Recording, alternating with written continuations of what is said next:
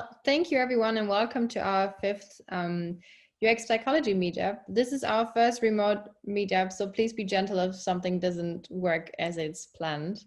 I'm very happy to have you all here and I hope you're feeling fine. I hope you have a seat and a drink in your hand, maybe. My name is Caro. I'm a project manager working for Tallbeard, which is the agency that's hosting this meetup tonight. And in the next few minutes, I'm going to show you the agenda for tonight, and I will introduce you to Tallbeard and, of course, our speaker for tonight. So let's have a look at the agenda. What I'm doing right now is the 5-minute intro, and after that,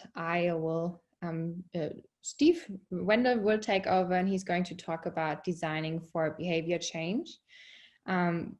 He also wrote a book about that he's probably going to talk about. And after that, we have 10 to 15 minutes for questions.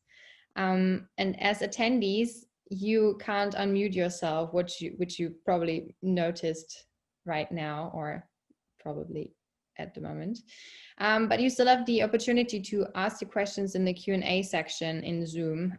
We're going to go through the questions, and my colleague Sarah, who joins us as well, she's going to go through the questions and ask Steve a few of those questions, depending on how much time we have left in the end.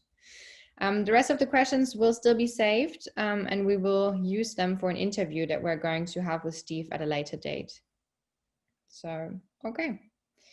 Then let's start. I'm going to introduce you to Tallbeard, the agency. We have 3 compartments under one roof. So the first one is the Tallbeard Studio, which is our customer experience department, and we're focused on customer experience research, design, and transformation. And what we're trying to do is help our customers grow and achieve their goals by bringing together design, innovation, and business with user needs. Our second compartment is the cognitive laboratory, where we do biometric user research and testing by using different sensor technologies to achieve valid results about emotions. Therefore, we use, for example, face expression analysis, galvanic skin response, and eye tracking, which actually makes us Europe's most state-of-the-art user research laboratory at the moment. And our last compartment is ProdProd. That's where we develop prototypes for any human-machine interface platform.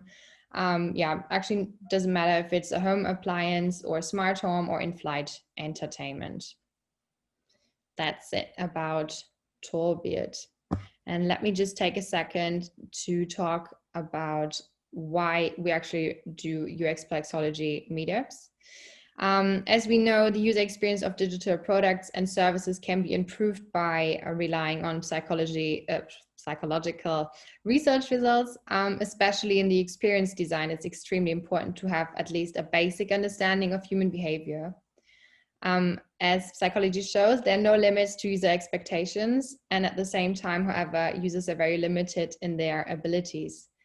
As we all know, and as we are, users are creatures of habit, and we're all constantly thriving for happiness, and we're all excessively selective. So UX designers must be aware of those facts when they're creating digital products and services to the desires and needs of users. And that's actually exactly what we want to achieve with those meetups, an exchange between the playing fields of psychology and UX design. Unfortunately, there won't be any networking tonight because you're all in front of your laptops, of course, but we're all looking very forward to be hosting real life and face-to-face meetups soon. So in this sense, I would like to welcome our speaker, Dr. Steve Wendel. He's going to talk about designing for behavior change. And in this talk, we'll get a practical introduction to applied behavioral science and specifically how to help our users engage with and use our products and services. And at this point, Steve, you can take over the screen if you want. All righty. Well, thank you for that introduction. I will take over the screen now. So the UXPS, the psychology in UX is really very much near and dear to my heart. Much of the work that we do in behavioral science gets realized through UX practitioners and working in partnership, or UX folks being the behavioral scientists themselves in a particular team. And so what today I wanted to talk about, to share with you, is a little bit about what this is and how you actually do this in practice. Now, I thought what I would, as Carolyn mentioned, this is coming from a book I wrote, which actually just came out in the 2nd edition, called Designing for Behavior Change. In addition to the book itself, there's a workbook that I'll talk about that's free that you can go through all of the exercises that I've talked about. So I thought I'd start off with just an introduction to what is behavioral science and how it complements a traditional design practice. Then I want to walk through the process we use, what this actually means to integrate behavioral science into design, into UX work, and then give some practical examples of how it works in practice. Now, there is time at the end for questions, but feel free to ask throughout. We'll look in the chat window. I generally take a pause at each of the section breaks to answer questions. I can talk about this stuff for hours. I love this. It's exciting. It's just much more interesting for you if it's what you're interested in. So please feel free to ask questions. You can ask them in English or in German. My German is terrible, but I'm sure that Sarah or Carolyn can translate and help as need be. And with that, let's get started. So I'm sure many of you have heard of or come across books like Nudge or Predictably Irrational that share some of the strange things that our minds do. And they'll give you a sense of both the quirks of the mind and some of the underlying theory. I like to start with, instead of this detailed academic understanding of behavioral science, I like to start first with a practical example, and then we'll get to the academic foundation shortly afterwards. And that practical example is exercise. So I myself, many Americans, and I believe many people around the world, sincerely want to exercise. I, for example, have a gym membership that before COVID and before the pandemic, I maybe didn't go to as often as I should. I have exercise equipment at home. I have it in my basement. And I absolutely sincerely meant to use it when I bought it. And then I rarely do. And this is a common problem. And so you can think of behavioral science as studying why that happens. Why somebody wants to do something, puts down money, believes they're going to do it, has the full intention to do it, but doesn't actually follow through. We understand why that happens, and most importantly, what we can do about it. Now, what we find is that so often, whether it's in exercise, whether it is in healthy eating, whether it is in using a new product, whether it's trying a new accounting technique, whether it's trying out a new feature in an app you already have, people are people, and we all face a gap between our intentions and our actions, between the things that we say that we want to do and we sincerely believe, and what actually happens. Now, for ourselves, we can come up with excuses. We can come up with reasons. I was busy, that's why I didn't go exercise. I need to take care of my kids. Maybe I'm just lazy, and I'll be better later. We can come up with these excuses, and they're actually quite good reasons. But as behavioral scientists, we put a bit more structure around that. We say, what exactly is occurring in the mind? Not this colloquial sense of, somebody's just lazy. For example, it may be herding behavior.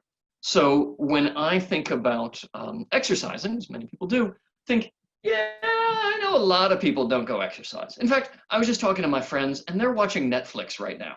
Maybe I should just watch Netflix. So often we look to what other people are doing and we take that as guidance. If we're in a society in which people don't exercise, in which we don't see that other people are using a new feature, whatever it might be, we are less likely to do so ourselves. And that's what we call following a descriptive norm, where the result is a herding behavior, doing what other people do, even if it might not be the right thing to do. We look, for example, at the challenges of our nearsightedness of mind. In particular, what we call temporal myopia, our focus on the present benefits and the present costs over the future. Exercise, learning a new language, whatever it might be. Many of these activities are really important, but in the long term.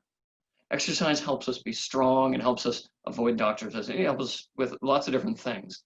But the benefit is far off, and the cost, not watching Netflix, not doing something else we enjoy, is immediate.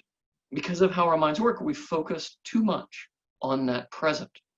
And as behavioral scientists, we have an understanding of this bias, what it does to us, and again, what we can do about it. Now, we look at this in our own lives, but what we often forget is that it's not just ourselves that might be lazy or procrastinate, etc., when it comes to exercise, comes to using in the future, but our users do as well. They are subject to these biases. And what that means practically for a designer, for a user researcher, for a product manager, is your users may effectively look you straight in the eye and say, I love your product. This is awesome. I'm going to use this. And then they never do. And it's not because they're lying. It's not because they're insincere. It's because they're human. And we, developing products, have to understand that gap between intention and action and make sure that our products don't cause obstacles and help people overcome that, help people realize their desires, whether that is, for example, the app on the screen is one that I helped develop to help people budget, to help people save for the future, whether it be to exercise, whether it be whatever your application or your product does. We have to understand those obstacles that get in the way and help people do better.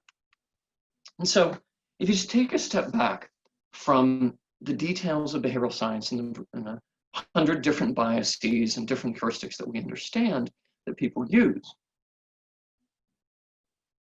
I like to think of behavioral science as really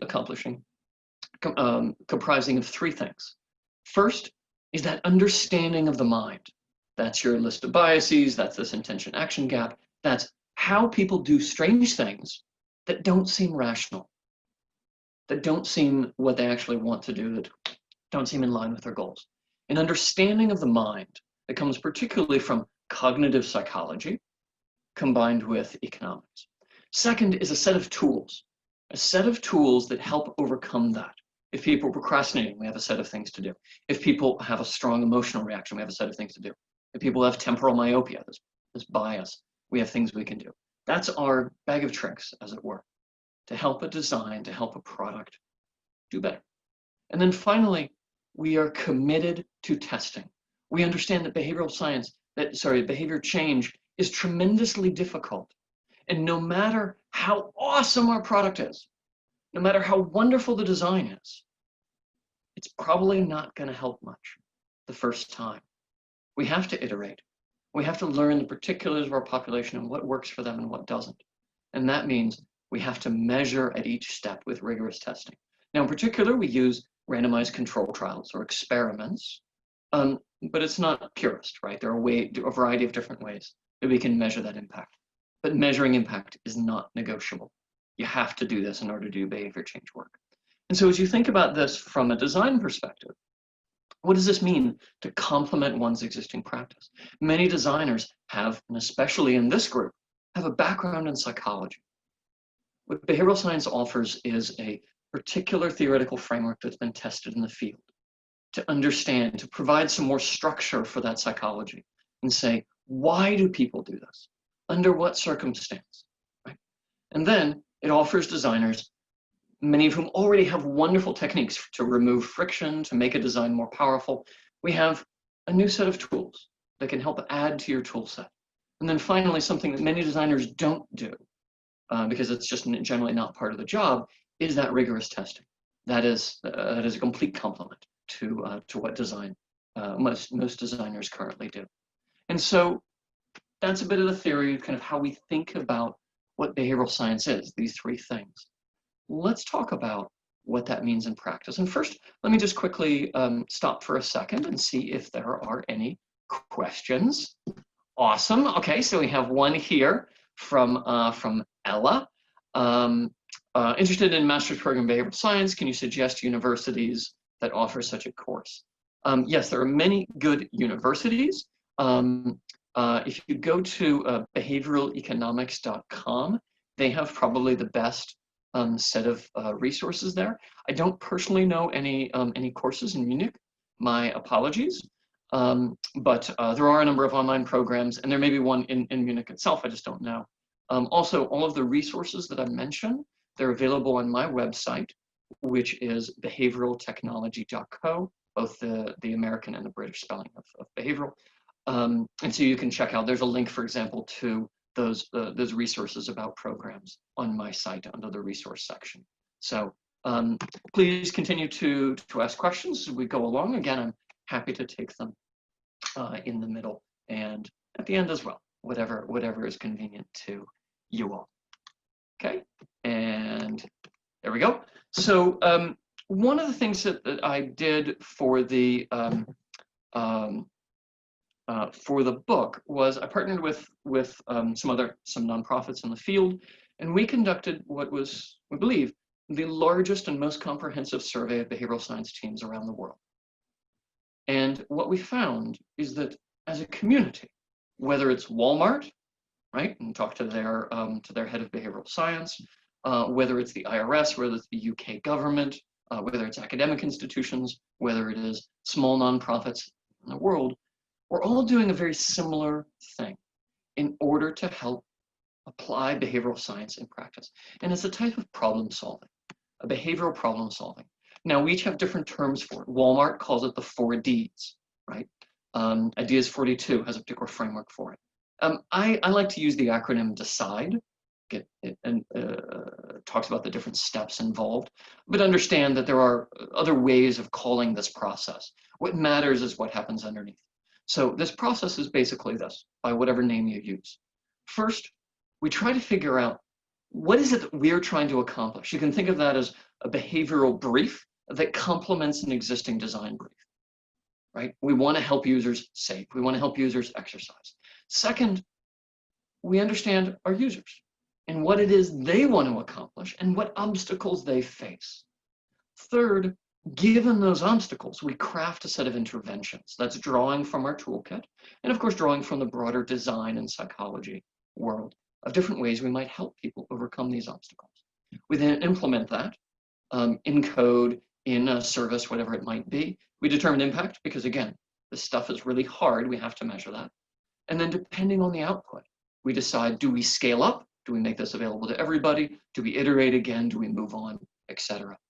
And so at each step of the way, behavioral science adds a set of tools that complement your design and overall product development process. And I'm going to walk through some of those today.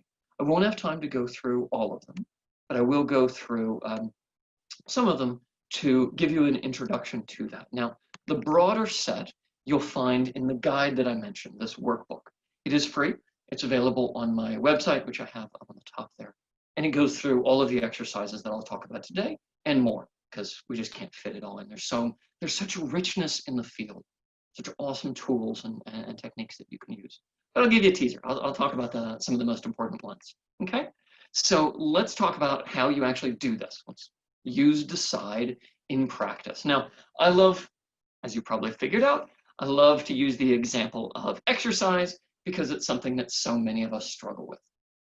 So let's say you're working with either a client or you're an in-house designer for a company that is developing an app that helps people exercise. And in particular, let's say helps them go to the gym or go to a well, right now, outdoor fitness class with proper social distancing. And what do you do? Well, first thing, obviously, you do is you'll get some type of design brief. You'll get some detail from the product team that says, okay, this is going to be a mobile app. This is the group. This is the general group we're targeting. This is the timeline, etc. We want to include in that brief a few specific behavioral questions, right? They focus on who it is specifically we're helping, what we're helping them do, and why that matters. What's the outcome? Now, often in a true design process, there's a lot of discussion about this, about what exactly is it that we want to accomplish for individuals, and we find this is one of the most important steps to get clarity on the design process, to get clarity on what we're going to build. For now, let's just say that this is given to you, and it's clear, which is you want to help white-collar workers. Our term, I don't know if that's a common term, for professional workers who generally sit in an office and are sedentary, and you want to help them go to the gym. And you want to do that, one, for perhaps weight loss, but also more generally for having less joint pain, less visits to the doctor, etc. And yes, I do, in fact, fall into this category myself as a sedentary white collar worker who needs to go to the gym more often. So yeah, all of these are techniques that I'm trying on myself as well. So, okay, so let's say you have that design brief. Let's get to the part that is particularly behavioral here. You know what your company wants to accomplish. What about your users? Now, often we'll do some user research. We'll map out a journey map for individuals. What we want to add is a particular behavioral understanding of that journey map, right? We call that a behavioral plan or behavioral map. And the idea here is, what are the specific micro behaviors, the tiny actions that a person is going to take between what they're doing right now, sitting on the couch, watching Netflix, whatever it might be, and going off and exercising in this outdoor socially distanced classroom, outdoor socially distanced fitness class, right? So let's think, what are those? Just say hypothetically. So you're developing this app, and in order for it to be effective, it requires behavior change. People have to do something different. Let's talk about what all those behaviors are, for example. Okay, so for this app to be effective, well, okay, well, it's they have to get the app in the first place. Maybe they have to open an invitation email, click on an ad, etc. They have to get the app. They have to register for it. They're probably not going to, we want to help them exercise over time. So it's not enough just that they get the app right then. They have to turn on notifications, which is increasingly difficult, right? Or be checking their email from the software. At a time when they might actually exercise, they probably have to set a schedule. At a time when they have to exercise, they have to pay attention to that notification. They have to open the app. They have to agree to do it. They actually have to have gym clothes. They have to have the shoes. They have to know where to go. They have to perhaps have gas in the car or a bike or a bus or whatever it is to get to the location. They have to not be busy with other things. They have to be able to work in their schedule. When you start writing it out, there are a tremendous number of small things that are required. And if there's one big lesson from behavioral science, it can be the big thing that you're asking for. They can love, they can absolutely want to do, but it is these small steps on which people falter. So we have to write out, what are those small steps? And we do this. So I write it out in long form, whether in a spreadsheet or in a document like I'm showing on the screen. You can do it in an annotated journey map. You can do it in a variety of different ways. The goal is, it's not about stages. It's not about a mental state, is the person ready, etc. What we're looking for here in a behavioral map is specifically these small actions. Each thing they have to do, they have to click on this button, they have to go get their gym clothes, they have to get in the car, they have to get in the bus, whatever it might be.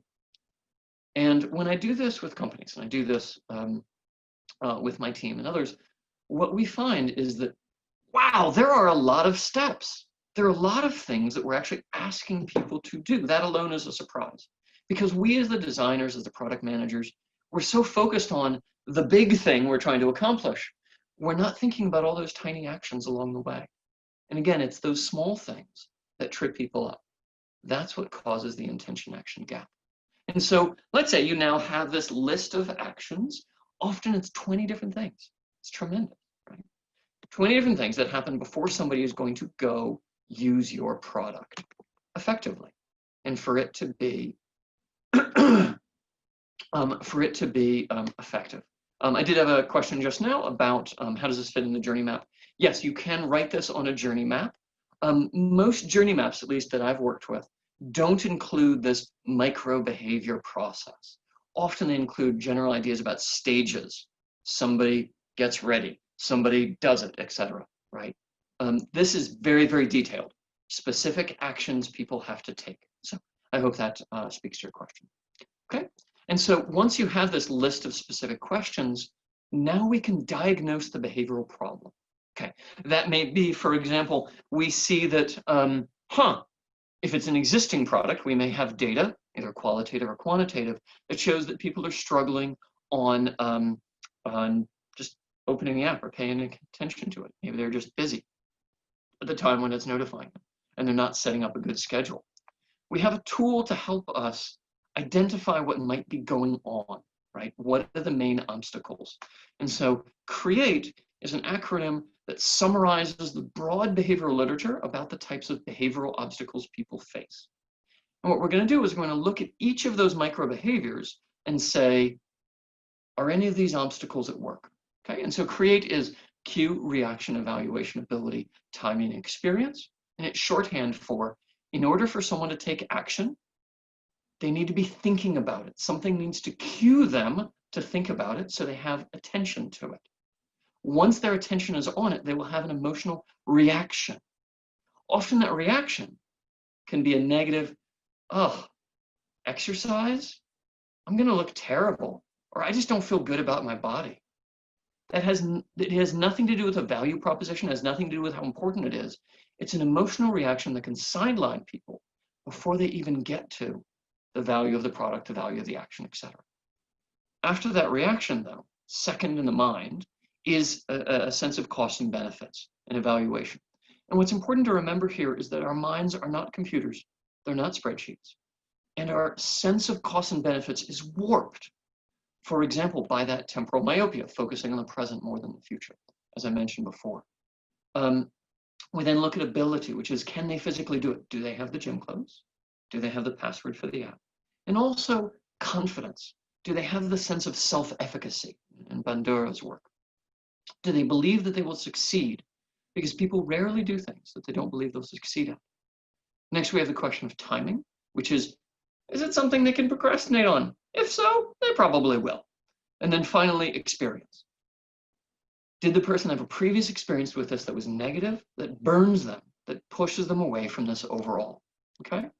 And so, as I mentioned, we look at each of these steps and say, where are people struggling? If it's a hypothetical product, if we're just in the early stages of design, we use CREATE as a checklist to say, okay, do we have their attention? Or are they thinking about something completely different right now? How do we get their attention? Are they going to feel bad about doing this, right? What's their emotion? What's their intuition, etc.? It's a way of focusing the mind on the particular behavioral obstacles people might have. And again, this complements many of the tools that a designer already uses in this process. Once we have that, once we have the diagnosis, we know, okay, the problem is, as people think about exercise, they just don't feel good about their bodies. They don't feel about how they're going to look in front of other people. It's an emotional reaction, they're gone. Okay, how do we craft an intervention to help them succeed? Well, we have a set of tools mapped to each of these obstacles. We have tools, for example, and you'll find all of these in the guide, that help start an action. If you don't have their attention, here are some things to do. If there's this emotional reaction, here's some things to do, as well as to stop. So for example, to stop smoking. That is, researchers have found that it's primarily a habit, it's a behavior, more than it is an addiction. And there's things we can do, and people are in fact trying in the field, to help overcome that. So let me go through just a few examples of what those, of what some of these interventions look like. So let's say the core problem is simply attention. And people are busy, right? They're watching Netflix, they're playing with their kids, maybe they're doing both at the same time, whatever it is, right? They're just busy. Let me give you an idea of one intervention. So this is an experiment that I ran with one of the largest employers in the world. And this is just a subset of it. We ran many, many different versions. And we wanted to see was, when do you communicate with people, right? What really matters in attention? And we found that the change of a few hours is tremendously impactful. So this is a randomized control trial. So it's a formal experiment where we sent the exact same message, the exact same header, sender, everything. The only thing we varied was the time and the day, right? And we found that there can be a huge difference between when people respond. The lesson here isn't, by the way, email people on Sunday night, okay? Just before you take notes on that, or on Saturday morning. It's rather that we ran this experiment with other groups too. We ran it with a large manufacturing company. We ran it with a large retailing company, lots of different groups. And each population is different, right? Each population has a different structure of time when they have bandwidth to think. So often when we're promoting our products, when we're trying to engage with people, right? when we're trying to get their attention, we just scream louder and say, use our product, open this email, this thing's awesome. When much more effective would not be to yell louder, but just to find out when people have time to listen. And that is through a combination of user research, right, qualitative work in the field, and experimental testing like this. So we found for some people it's Tuesdays, for some populations, right, the nature of their work is the weekday is good, for others it's the weekend. This particular one was a large, low-paid population. Many of them were working 2 jobs. Sadly, very common in the US for low-paid workers. And that's why Sunday evening was one of the only times they had to rest and to recharge, and they could check their email and prepare for the next week. So that's one example. Let me give you an example of that emotional reaction. So earlier we talked about descriptive norms and how it can lead people astray. How you see that other people are watching Netflix and not exercising, so why don't you take a rest too, right? We can use that same understanding of the mind for good to help people take action. So this is, I'm showing 2 different experiments on the screen, one of which was in the domain of energy usage. A company called GoPower that sent out mailers, said, this is how much you're spending on electricity versus this how much other people like you are spending. And what they found was that when people were spending more, it really motivated them to take action. Because for one, they saw that they could do it. Other people like them were actually able to spend less, so it was possible for them, helps overcome that self-confidence. And then second, and more importantly, it was a yes, you should, an emotional appeal of, wow, other people are doing this and I'm not. Okay, I should probably be doing this. That's the normative effect, what's normal for other people to be doing. I ran a similar study, that's the one on the left, in a savings context. Also found it very, very successful to show people how much others were saving, how other people were doing their finances. And it caused a tremendous movement of money into savings accounts to help people save for the future. So that's, again, using that same bias, that understanding of the mind that can cause problems, we can also use to help. Here's a really fun one that deals specifically with that temporal myopia that I talked about before. This is from Hal Hirschfield at UCLA, Dan Goldstein at Microsoft, and others. In their study, what they did was they age progressed people's face. So they could see what they looked like when they were older, in this case in a savings context. And by seeing that future self, they were much more connected to it and willing to take action now that helped that future person, right? So that would be to exercise now because it'll help me in the future, to save now because it'll help me retire in the future, whatever it might be. There's the one on the screen is a retirement context. So it's not about value proposition. It's not about the core benefits of whether somebody saves or not or takes action. It's about this appeal of whether, in this case, you feel connected, whether you have an emotional connection to that future self. Let me just give a few more examples. I mentioned that our costs and benefits are warped in the mind. And sometimes we can address that with emotional appeals like we did before. Sometimes there are other creative ways to do it. This is one by Katie Milkman and others, where this was particularly in the context of exercise, where they did what's known as temptation bundling. They took something that people really wanted right now, which in this case was listening to an audiobook that had recently come out. That was very exciting and lots of people were interested in. It was the Hunger Games, in fact. And then second, they combined it with something that people knew they should do, but they didn't want to do right now. And that was exercise. So they locked the audiobook in the gym locker and blocked people from taking it outside of the gym. And so the only place they could listen to it was at the gym. And they found that that helped people do both, combine exercise with bundled together with the thing that they wanted to do right then. Here's a test that my team ran, which is around opt-ins, just a very humdrum everyday example, where if you see that little box that says, do you want more information? I know for me, that's, okay, no, I don't ever need this. I never need to click that box. They're just gonna send me spam. But the problem is some people actually do want that information, but they have such a quick reaction, right? And a sense of a patterned response that they don't take action. And so in this case, Leon on my team used a conscious appeal to help overcome that emotional reaction. So an evaluation phase. And what he did was he intentionally slowed people down.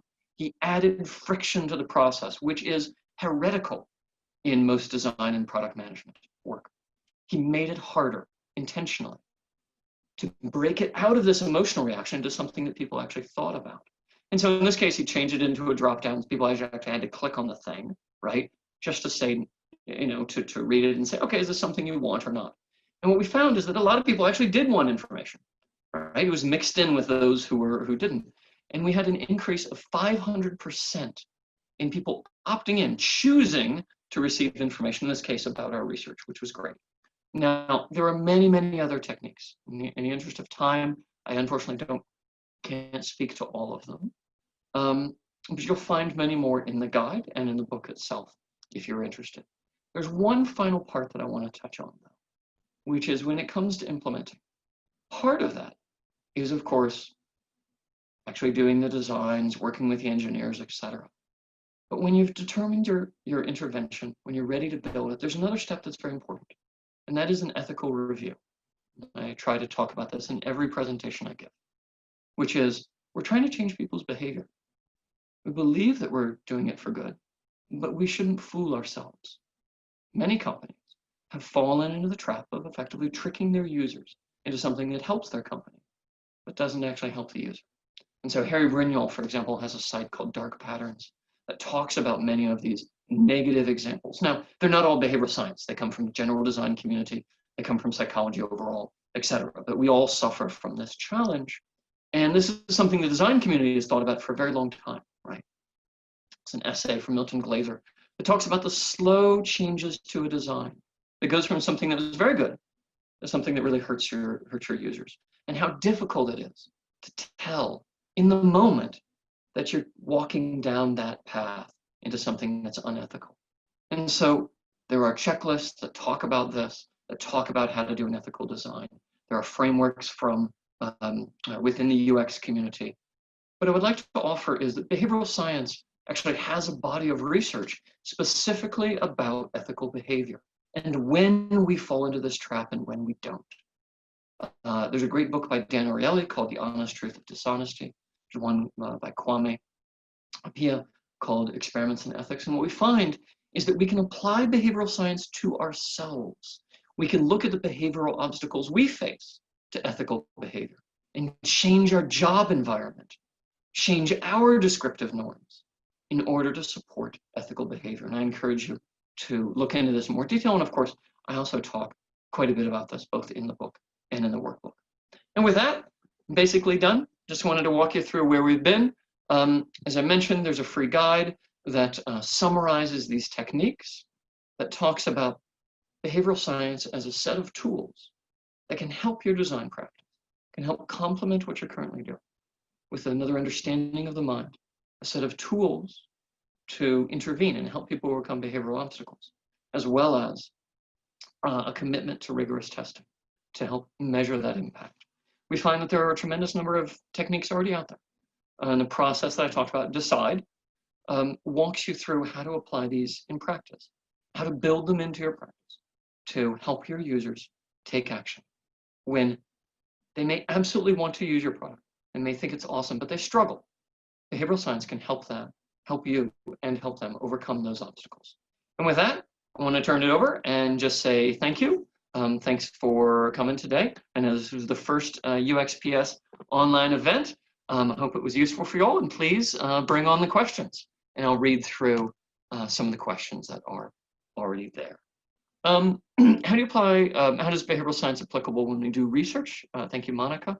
So one question is, so research is a term that has many, many different meanings. I'm going to guess here you mean particularly user research, which is generally how it's used in the design context. But feel free to correct me if I'm wrong there, Monica. My apologies. Let me just check actually if you just typed anything. Nope. Okay. So when it comes to user research, there are a couple things. We absolutely need user research. This does not replace it, right? We can't sit in a room on our own and say, I understand the behavioral obstacles my users are going to face, right? Behavioral science is complementary, and often you'll find academic researchers do a lot of field research themselves. They effectively take on the role of user researchers. What we find is because people face this intention action gap, because there are, as we say in the field, people are strangers to themselves. They don't understand, they don't forecast well what they're going to do in the future. People are very good, generally, at noticing a problem, right?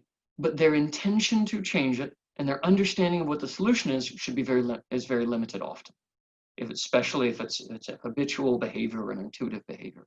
And so that's why we need to combine with user research a tracking of the actual data. So there's qualitative interviewing, and we also want to make sure that you are doing observational studies. What do people actually do in addition to what they say? And some user research practices do more of one than the other, and I'm just advocating that we combine those. Okay, next question. I hope that was helpful, Monica. So next question was on opinions of mind, space, and East as a framework. Yes, I think it's very useful. So as you'll see in my presentation, there are really two different types of frameworks that we're using in the field. One of which, in applied behavioral science, one of which is an understanding of the mind and the obstacles people face, okay? And the other is, how do you actually do this in your team, right? What are the steps you need to do in order to apply behavioral science effectively? East and most of the frameworks out there, official frameworks, are in that first bucket. They're about how the mind works. So East, right? Easy, attention grabbing. They use a different term, but I translate it to American English as attention grabbing. Social and timely, right? That is the equivalent of create. I developed create after East. I built on that, as well as some of BJ Fogg's works and others. I think it's a bit more comprehensive, but pretty much those two are equivalent. What there's a lack of is there aren't very many published frameworks on how you actually do it in practice. That's Decide. Now, as I mentioned, different companies are all doing this, but they're just not publishing it. So, as I said, I've talked to Walmart, I've talked to folks in the US government who do this, talked to lots of different groups. So Decide is my summary of what each of those groups are doing. So, but again, you can use other frameworks as long as you're accomplishing those two different things. Doesn't matter to me, right? Okay, question. I think we have time just for a little bit more. Actually, I have another presentation I need to run to. From Martina, thank you for the question. How would you go about, you do not have the desired behavior yet if you're designing for completely new behavior? Right. So when you're doing a completely new product, you're trying to drive a new behavior, then a lot of it starts hypothetical, right? We look out, okay, we should have a good understanding of the status quo, what people are doing now. Then we map out, okay, what are the small steps someone would likely take? Okay, let's go test that understanding in the field, because it's only a hypothesis, right? Our understanding. And then you iteratively build it up, right? You try the intervention, you see, okay, does that work? Is this actually the problem? Often what I'll do with this is I'll run multiple interventions at once, different ways of attacking this problem in order to understand, is it really a problem of attention? Is it really a problem of reaction, et cetera? So you do them simultaneously, and kind of you can think of the product development as the MVP, as a exploration of our users in itself and what is going to work for them. So yes, we do this both for established products and for completely new ones. And with that, I see there are, oh, thank you, Monica, good, I'm glad it was user research. I see there are quite a few more questions. Unfortunately, I do need to run, but I'm very happy to follow up with, as she mentioned earlier, Karen mentioned earlier, to do a question and answer interview and answer all of these additional questions afterwards. So perfect. Thank you so much for participating. Thank you for your insight. That was very good. Thanks. Thank you, Karen. Thank you, Sarah. All right. Then you can go run. And with that, we're going to wrap up. Okay, bye. Thank you very much. For everyone else who's still staying here, I'm going to share my screen for another second.